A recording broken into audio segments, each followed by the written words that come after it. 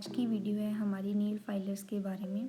आज मैं आपको बताऊंगी नेल फाइलर्स को कैसे यूज़ करते हैं, उसमें उसकी कौन सी टाइप्स हैं और कौन से ग्रिट लेवल के अकॉर्डिंग हम उसको यूज़ कर सकते हैं।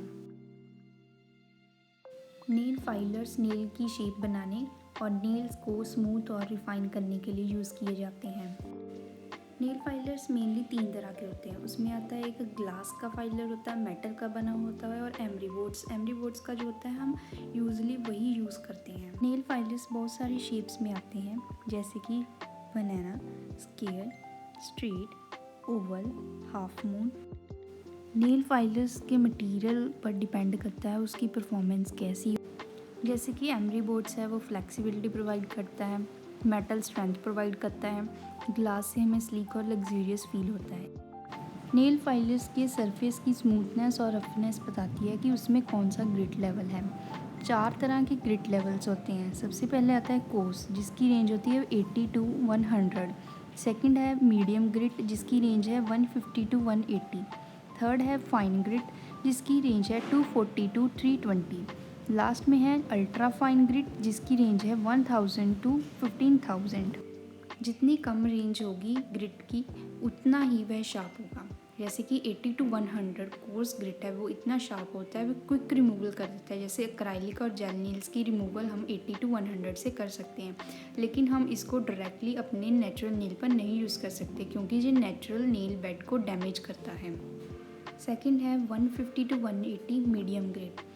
इसका हम यूज़ कर सकते हैं जैसे कि हम नेचुरल नेल पर जब हम फेक नेल लगाते हैं तो हम उसको ब्लेंड करने के लिए यूज़ करते हैं, और इसके अलावा शेप, रिफाइन और नेचुरल नेल को प्रेपर करने के लिए आर्टिफिशियल नेल्स के लिए यूज़ कर सकते हैं, लेकिन क्यूटिकल के नियर इसको यूज़ नहीं करना चाहिए।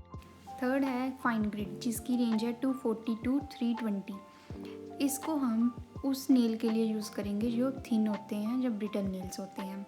जब भी हमें यूवी जेल पॉलिश लगानी होती है उसके पहले हम अपने नेल को बफ़ करते हैं, तो इससे जेंटली बफ़ कर सकते हैं ताकि नेल टूटे ना। नेल फाइलर्स को कैसे यूज़ करते हैं? सबसे पहले हम नेल फाइलर को पकड़ना सीखते हैं। नेल फाइलर्स को पकड़ना कैसे है? पहले पेन लीजिए, जैसे हम लिखते हैं पेन से उसी तरह हम फाइल को ही पकड़ेंगे, जैसे मैंने पेन को पकड़ा था। अब मैंने पकड़ लिया, अब मैं उसको ऊपर की ओर उठाऊंगी अपने हैंड को। मैं पेन की सहायता से समझाती हूँ, जैसे मैं लिख रही हूँ और मैं अपने हाथ को ऊपर की ओर मूव करूँगी, और इसी तरह से मैं अब फाइलर को भी करके दिखाऊँगी।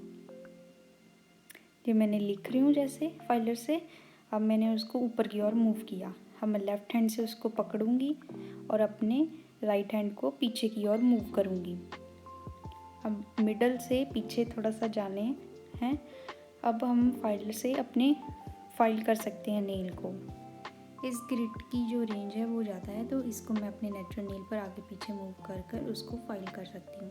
ध्यान रहे, अगर ग्रिट की रेंज कम है तो मैं इसको अग्रेसिवली यूज़ नहीं कर सकती नेचुरल नेल पर। उसको मैं सिर्फ नेचुरल नेल को शेप देने के लिए ही यूज़ करूँगी, क्योंकि अगर मैं फाइलर को बहुत ज़्यादा प्रेशर डालकर अपने नेल पर ऐसे फाइल करूँगी तो नेचुरल नेल डैमेज हो जाएगा, और अग्रेसिवली करने से नेचुरल नेल की लेयर्स रिमूव होनी शुरू हो जाएंगी, और जिस कारण हमारे नेल सेंसिटिव फील करना शुरू कर देगा।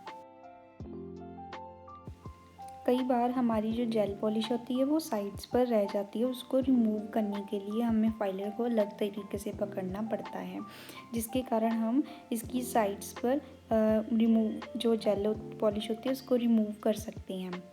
तो हमें सबसे पहले अपने हाथ को ओपन करना है और अपने फाइलर को इंडेक्स फिंगर पर रखना है, और उसका हाफ हिस्सा मेरे पाम पर जैसे आ रहा है वैसे रखना है।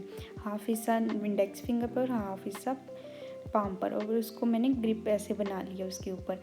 अब देखिए, ऊपर से देखिए और नीचे से देखिए, हमने ऐसे पकड़ना है। अब मैं साइडों पर जैसे मान लो कि जेल पॉलिश लगी हुई है तो मैं उसको ऐसे साइड पर रखकर वर्टिकल की पोजीशन में रखूँगी, हॉरिजॉन्टल नहीं। हॉरिजॉन्टल जैसे पहले मैंने रखी थी, वर्टिकल पोजीशन में रखकर अपनी स्किन को ऐसे मैं थोड़ा सा नीचे की ओर खींचूँगी ताकि फाइलर जो है वो स्किन पर ना लगे और सीधे ही वो नेल को फाइल करें और जहाँ पर नेल पेंट और जहाँ पे जेल पॉलिश लगी हुई है वो उतर जाए।